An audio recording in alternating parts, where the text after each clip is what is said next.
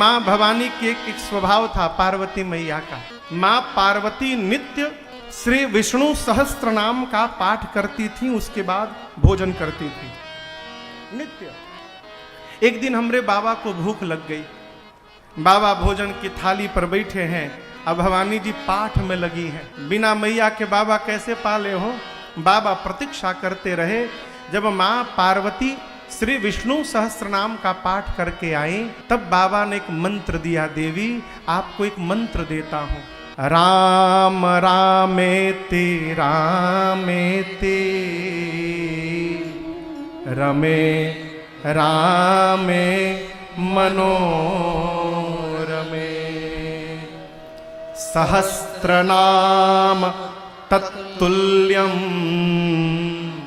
श्री राम नाम वरानने। बाबा ने कहा देवी भगवान श्री विष्णु के सहस्त्र नाम के बराबर मेरे रघुनाथ जी का केवल एक नाम पर्याप्त है। एक बार मुख से राम निकल गया तो विष्णु सहस्त्र नाम पाठ करने का जो फल है वो तत्क्षण केवल एक बार राम बोलने से प्राप्त हो जाता। ये मैं नहीं बोल रहा हूं, ये बाबा बोले हैं। वो स्वामी जी कहते सहस नाम सम सुनी शिवबानी। बाबा के मुख से मां भवानी ने सुना कि सहस्त्र नाम भगवान विष्णु के बराबर राम जी का नाम बराबर है। जपी जे पिय संग भवानी। उस दिन से बाबा के साथ मैया भी राम राम राम राम जपने लगी। और याद रखिएगा, जिस परिवार के माता पिता भजन करने लगते हैं उस घर की संतानें अपने आप भजन में प्रवेश कर जाती हैं, उनको अलग से नहीं कहना पड़ता। दूसरी बात कहूं, जहां भजन होता है वहां विरोध समाप्त हो जाता है। विरोध वही है जहां भगवान का भजन नहीं है। भजन करने वाले को पता चलता है कि जीवन का असली खजाना प्राप्त हो गया है।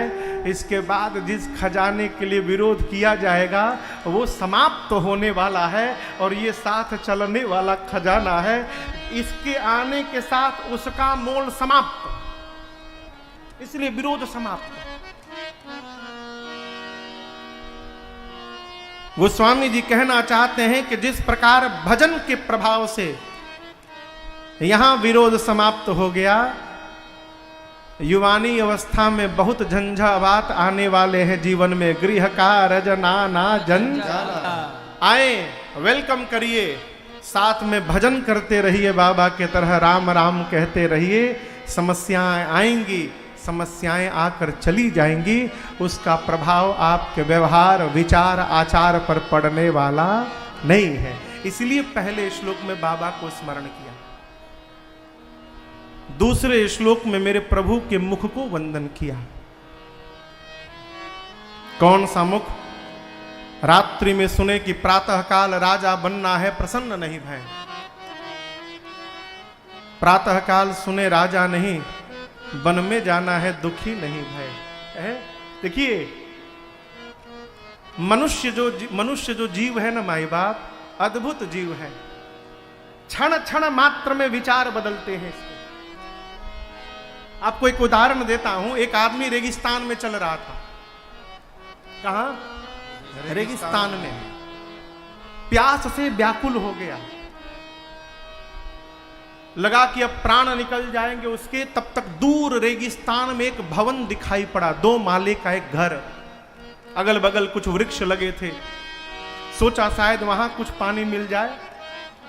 गया किसी भी तरह, घर के सामने पहुंचकर उसने आवाज लगाई, भाई कोई है घर में? ऊपर की खिड़की खोली, एक व्यक्ति ने देखा, पूछा क्या बात है? इसने कहा क्या मुझे एक गिलास पानी मिल सकता है क्या? बोला अभी लेकर आया, रुकिए तुरंत। उसने खिड़की बंद की। इस आदमी ने कहा भगवान है ये मेरे लिए, साक्षात भगवान है। इस रेगिस्तान में पानी पिलाने के लिए भगवान ही आ गए मेरे लिए ऊपर में। 5 मिनट तक कहता रहा भगवान है भगवान है। वो 5 मिनट तक पानी लाया नहीं। जब 5 मिनट तक पानी नहीं आया तो अब तक कह रहा था भगवान है, अब बोला शैतान है, शैतान है। बताओ, प्यासे के साथ विनोद कर रहा है, शैतान है। लगा कोसने, तब तक ऊपर की खिड़की फिर खुली। उसने कहा भाई साहब क्षमा करिए, मैं सोचा केवल पानी लेकर जाऊंगा तो अच्छा नहीं लगेगा, मैं बिस्किट ढूंढने लगा, उसी में विलंब हो गया, बिस्किट पानी लेकर अभी पहुंचता हूं। इसने कहा भगवान है, अरे भगवान है, आप दर्शन करो। 5 मिनट में भगवान से शैतान हो गया। एक बार खिड़की खुली तो फिर से भगवान हो गया। मनुष्य का चिंतन अपने स्वार्थ को देखकर समय समय पर परिभाषाएं बदलता रहता है। क्यों? विकार भरा है। भगवान में विकार नहीं है, इसलिए किसी भी परिस्थिति में मेरे सरकार का आकार नहीं बदलता है। वो सब परिस्थिति में एक रूप में रहते हैं। विकार आकार को बदलता रहता है। जो मुख सर्वकाल एक रस में मुस्कुराता रहता है, वो स्वामी जी कहते हैं वो मुख भक्तों का मंगल करने वाला है, मैं उसको बारंबार वंदन करता हूं। ये दूसरा श्लोक। तीसरा श्लोक आप मेरे पीछे देखिए। नीलाम्बुजश्यामलकोमलांगं सीता समानो